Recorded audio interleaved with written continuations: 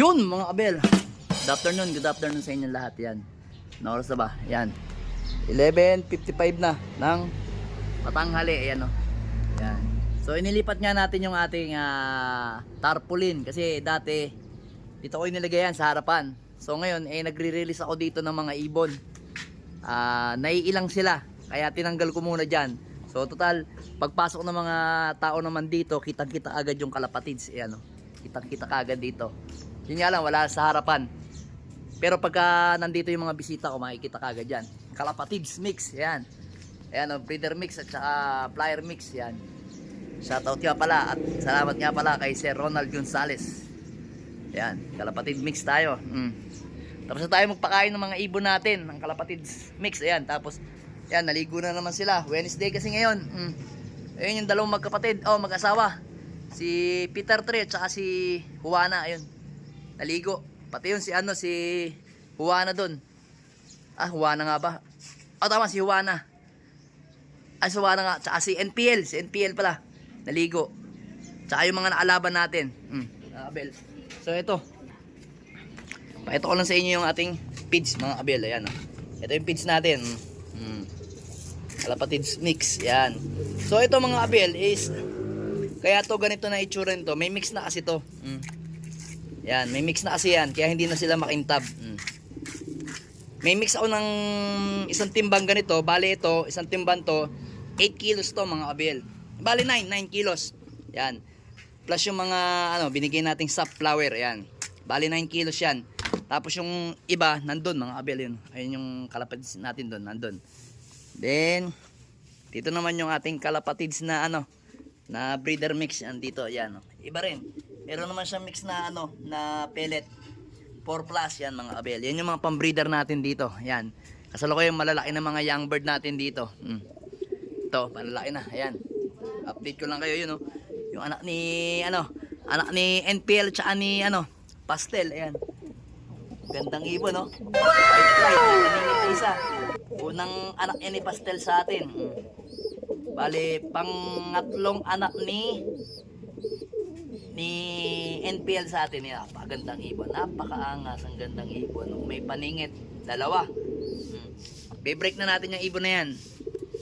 Then dito, ayan. Siyempre, walang iba kundi ang ating may mga paningit yan na white light, ganda. Kaso ang tatapang nila. Magtiyuhin. Parehas matapang.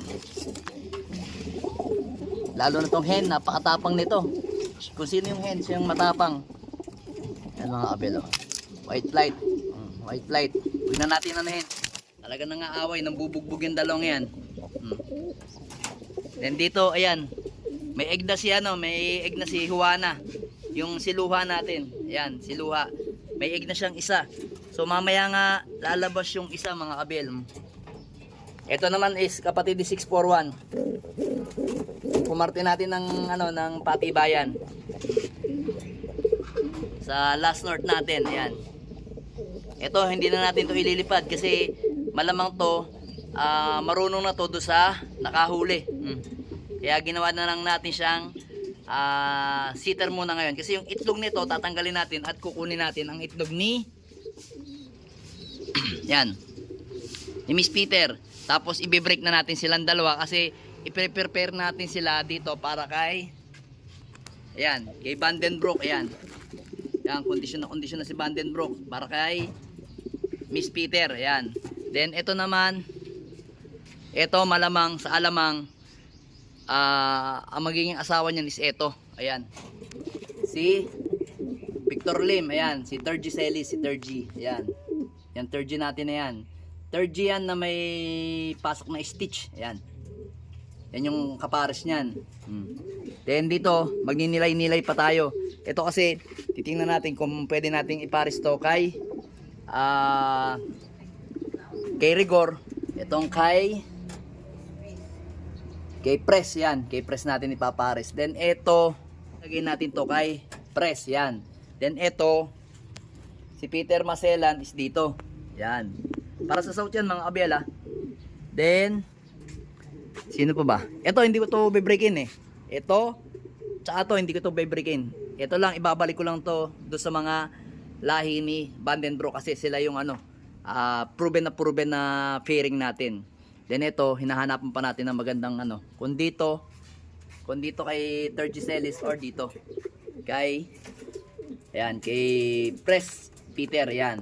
So kanina nag-training tayo mga abel, nag-training tayo ng mga ibon natin sa dalawa. So ito nga pala yung dalawa nating young bird mga abel, oh. Bali tatlo sila, pinagsama-sama ko na. Sinama ko na yung anak ni Rigor, ayun, oh. Ayan yung dalawa. Napakailap, sobrang ilap nitong grizzle. Itong white grizzle, ito naman medyo ice naman din. Pero ano yan, hindi ko pa pinaliguan sila kasi nga kahapon nga ba ako nag-vaccine? O na isang araw, binaksin ko na yan. Hindi ko muna sila pinaliguan dahil nga napapansin ko medyo parang ano sila, ligalig pa, kumbaga hindi pa nga sanay, kaya hindi ko muna pinaliguan kasi nga nung gabing yon ibaboxing ko siya, kaya hanggang ngayon until now hindi ko pa pinaliliguan yan. Baka by Friday ko napaliguan yung mga yan, yung dalawang yan. Tsaka to, hindi ko rin pinaliguan kasi lahat yan nakaboxing yan, yung tatlong yan ito nakaboxing din, kababaksin din lang yan. At saka nito, anak ni NPL. So kanina mga abel is nag-training tayo sa ibon natin, si Pula at saka si Kimura, ayan. Siyempre, mauunang umuwi ito. Ito kanina unang umuwi. 8:16 yan umuwi. Bale, umispid to ng 1-1. So, yun nga, possible nga, nasa top 5 siya o top 10 kung inilaban natin sa pooling. Kaso hindi naman tayo naglalaro ng pooling dahil busy tayo. Then, ito naman si Kimura, 8:26 kaninang umaga. So, possible siya is nasa 1-3. Then, ganun din, nasa top 5 o top 10 din siya. Base lang do sa ano, tinignan ko By ano yun mga abel overallan yun. Pero sa cluster, hindi ko alam kung number 2 o number 3. So itatanong nyo sa akin bakit sila bumilis. Kasi malapit na ang derby namin next week. So pinatikim nga natin sila ng maganda-gandang vitamins. Simple lang. Hindi pa kasi nakakatikim ng vitamins yan simula nung tinraining ko. So yung ano, yung sa tubig meron, pero sa oral binigyan ko sila ng oral. Yan. Simple lang, binigay ko, ideal lang mga abel. Nagulat ako biglang bumilis. So may training uli kami ng Thursday. Siyempre, hindi ko na siya bibigyan ng mga gamot kasi o ng vitamins kasi nakita ko bumilis Ayaw ko na matulin na ibon Gusto ko matulin sila pagka derby na. Yan. Pero pagka mga training, ayaw ko muna talaga. Sinubukan ko lang para ini-introduce ko yung ano, ideal, yung victory natin para hindi sila mabigla sa derby kasi next week derby na. So kailangan may introduce natin sa kanila yung ideal kung paano tumama sa katawan. Biglang bumilis. Kaya ngayon, hindi muna ako magbibigay. Sa Tuesday na uli ako magbibigay. Pero sa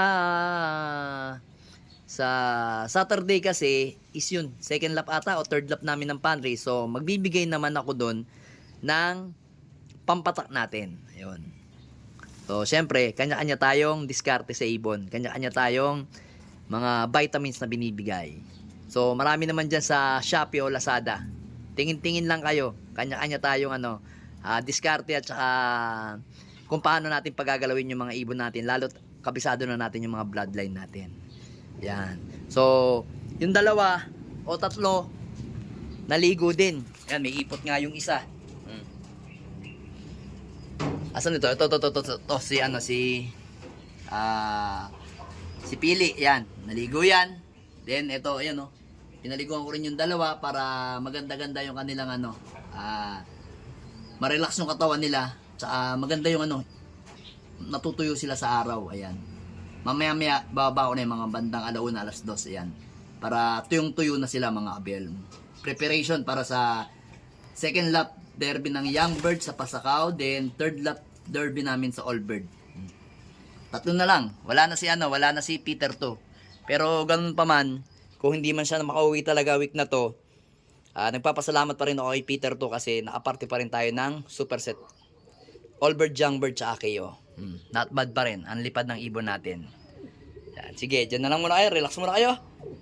Alright. Let's go!